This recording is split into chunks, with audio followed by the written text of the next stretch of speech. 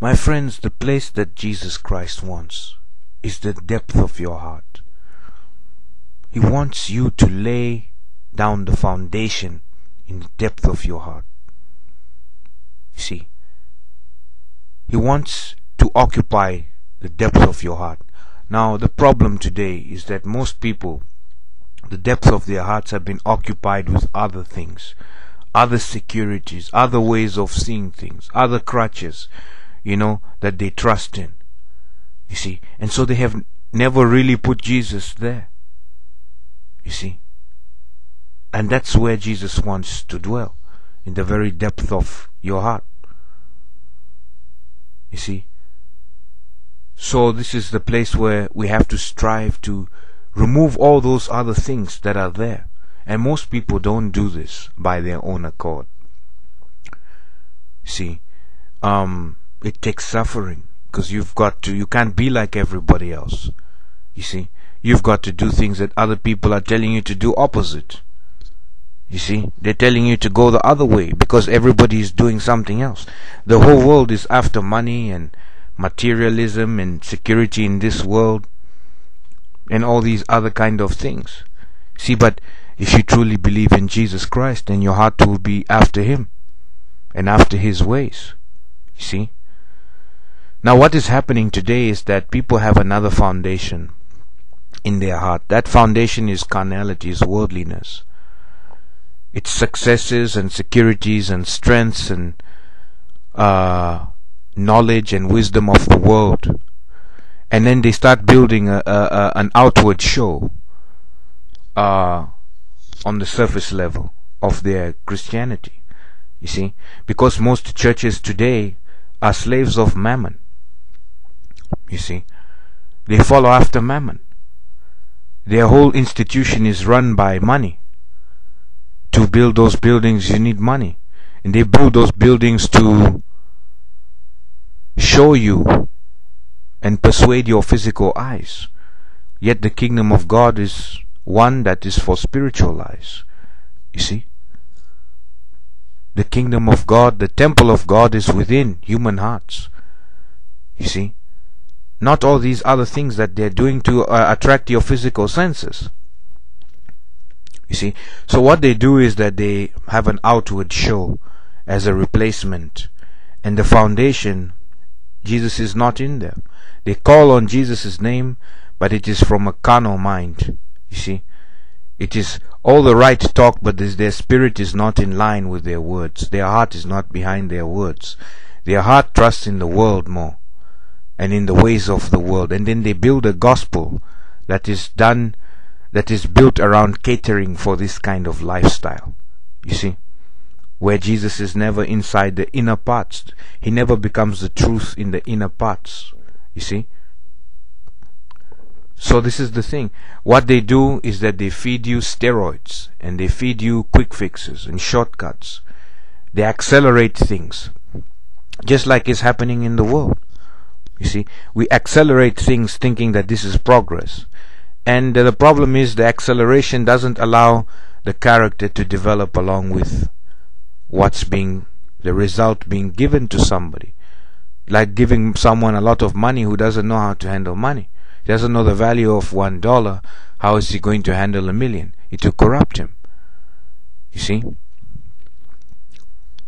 So, when you can handle great success, you need to have higher levels of humility. Humility comes from suffering. It comes from building a groundwork, doing groundwork. See, and I was talking about the foundation. We have to build a foundation, you see, in our hearts. It's like sowing a seed into the earth. Many people have lost connection with where things come from. They just live a life synthetically. They live off the cement and never go under the cement into the earth. They don't know where resources come from. They don't know anything. So even the parable that Jesus spoke, the parable of the sower, when this is sowed in fertile ground, they don't understand what that all is, what it means. You see, because they don't understand that when you sow a seed in the ground, it takes times and seasons. You've got to work without seeing a result and have faith that this thing is going to grow. You see, It's a time and a season before even you see the seed that was once a seed sprout. You see? Much less see any fruits. It takes an even longer time to see the fruits from that seed. It has to grow. You have to constantly feed it water, nourishment, light. You see? So people don't understand this because their parable of the sower is hitting the button on the internet. You see? That kind of seed. And that's not the way God operates. God is slow moving. Wisdom is slow moving. You see? It speaks slowly. It listens a lot more. You see? It's opposite. Nature is a lot more symbolic of. Jesus used many examples. He used the lily of the valley. He said even Solomon in all his glory wasn't arrayed like one of these. He said foxes have holes, birds have nests, the Son of Man. He was constantly referring to nature. You see? Because nature is in balance. You see, it has a balance. I'm not saying nature is, I'm not an environmentalist, but it's a lot more symbolic of the way God operates. You see? But people don't understand because they've been attuned to a synthetic life, and their gospel is synthetic, based on, they've never had to dig, so they don't know what it means to build a foundation. All their life someone else has been saying they are building their foundation for them, and all they have to do is build a building, or just go do this, go do that. And they never once wanted to find out whether those people who told them that they have built the foundation are telling the truth. You see, in order to find out, you need to go. You see, the foundation of human beings is the heart. So you need to get to know what's in people's hearts. How do you get to know what's in people's hearts? By spending time with them, by seeing how they react in different situations. How do you know anyone you love? You spend time with them. You are forced in many cases. You see? So, this is what it is. You see, you've got to spend time. And they don't want to spend time with you because they want the relationship to be synthetic, where your only relation with them is money and mammon, materialism. You see? Where we can just move through the flow of money or the flow of things. You see, you don't know them, they don't know you. If you leave, it doesn't matter, no hard feelings. You see, if they move on, no hard feelings. They never even knew my name. You see, that's what you say to yourself. Hey brother, how you doing? I'm blessed. Oh, I'm blessed. And that's the show that keeps on going on, the facade. Call the things that are not as though they are. You never worked hard, you never spent any time, and you're calling the things that are not as though they are. And those desires that you're basing that on are carnal and worldly. You see, you call the things that are not as though they are when you spend time with the Spirit of God, and He tells you, this is what I want you to do. Like He told Abraham, I'll make you the father of many nations. He had to hold on. He had to call the things that are not as though they are.